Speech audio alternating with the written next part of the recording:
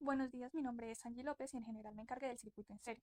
Primero que todo utilicé el tester para medir cada una de las resistencias, esto para obtener su valor óhmico y contrastarlo con el código de color y su valor nominal.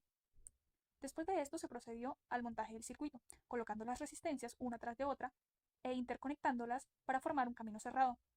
Se le aplicó una diferencia potencial de 5 voltios y después se procedió a hacer las mediciones con el voltímetro, colocándolo de forma paralela a cada una de las resistencias y mirando la aguja de forma perpendicular para evitar errores de medición o también conocidos como errores de paraje. Aquí se obtuvieron los valores de 1, 1.5 y 2.5 voltios. Al sumarlos dan 5 voltios, confirmando así la ley de Kirchhoff. Después intercalé el miliamperímetro en serie con las resistencias y se obtuvo la medida constante de 24 miliamperios. Esto confirmó que las resistencias frenan el flujo de energía y que si alguna resistencia llegara a fallar, el sistema colapsaría por completo. En cuanto al informe, me encargué de la transcripción de los datos que obtuve y del análisis de esto. Ahora bien, respondiendo a las preguntas del foro, 1. ¿Cómo se lee un diagrama de circuito? Bueno, leer un diagrama de circuito consiste en interpretar símbolos que ya se encuentran estandarizados. Por ejemplo, en estos casos, las líneas paralelas representan las fuentes de poder. Los zigzags, o también puede ser representado con rectángulos, representan las resistencias. El camino de la energía se sigue mediante las líneas y los nodos representan los puntos donde la corriente se divide en múltiples rutas o continúa en un solo trayecto cerrado. La lectura también necesita reconocer la polaridad positiva o negativa del circuito para garantizar que al hacer el montaje los instrumentos se conecten de manera correcta y en la correcta orientación, evitando daños en las agujas y asegurando las mediciones reales. Número 2.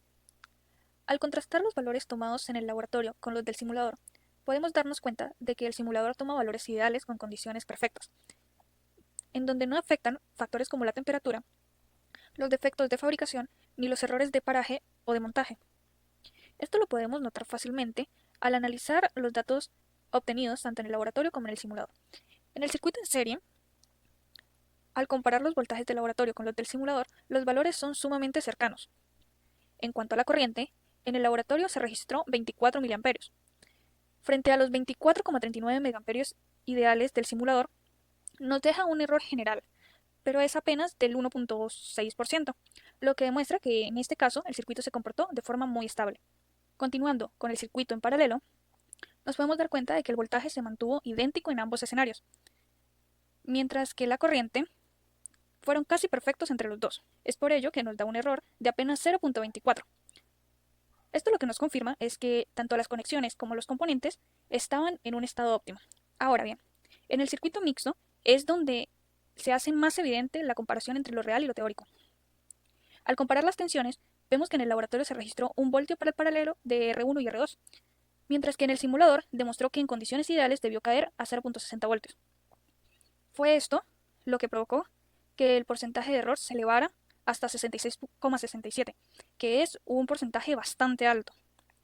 Aunque la corriente total medida de 54 megaamperios estuvo cerca de los 50.71 teóricos y la fuente entregó los 6 voltios requeridos en ambos casos, esta diferencia nos demostró un desfase que demuestra las tolerancias de fábrica y una variación en las condiciones. Número 3. Bueno, aquí podemos observar el porcentaje de error entre los datos del laboratorio y los del simulador. Esto se calcula restando el valor teórico con el real y dividiéndolo entre el valor teórico y luego este resultado multiplicándolo por 100.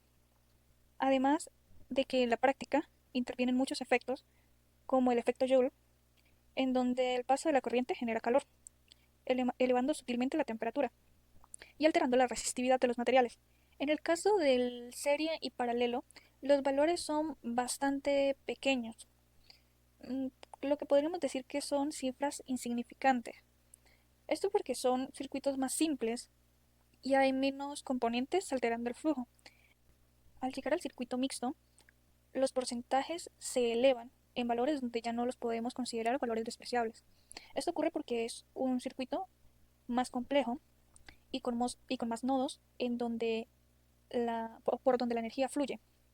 Pero estos porcentajes, más que un error, son la prueba de que el simulador es solo una guía